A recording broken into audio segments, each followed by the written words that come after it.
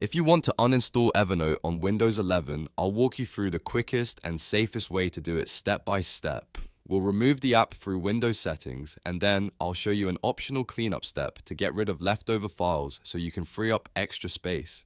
If this video helps, please hit the like button and subscribe for more simple Windows tutorials. Let's get started. First, make sure Evernote is fully closed. If it's open on your computer, go to the menu bar inside Evernote and click File, then Exit.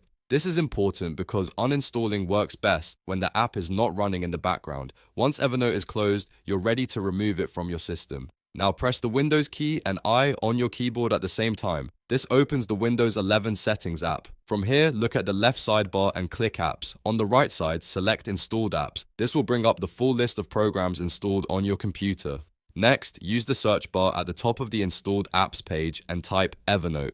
Windows will filter the list and show the Evernote app if it's installed. Once you see it, click the three horizontal dots on the right side of the app name. A menu will appear with several options. From that menu, click Uninstall. Windows may ask you to confirm the action, so click Uninstall again if prompted. After that, follow the on-screen uninstall wizard to finish removing Evernote from your Windows 11 PC. This part may take a few moments depending on your system, but once it's complete, the main application will be removed. If you only wanted to uninstall the program, you could stop here. But if you want to do a more complete cleanup, there's one extra step I recommend. Sometimes apps leave behind cache files or folders in AppData, and deleting those can help free up space and remove leftover data. To do that, press Windows key and R at the same time to open the Run dialog box. In the box, type %appdata% and press Enter. This will open the AppData location on your computer. Now look for the Evernote folder. If you see it, right-click it and delete it.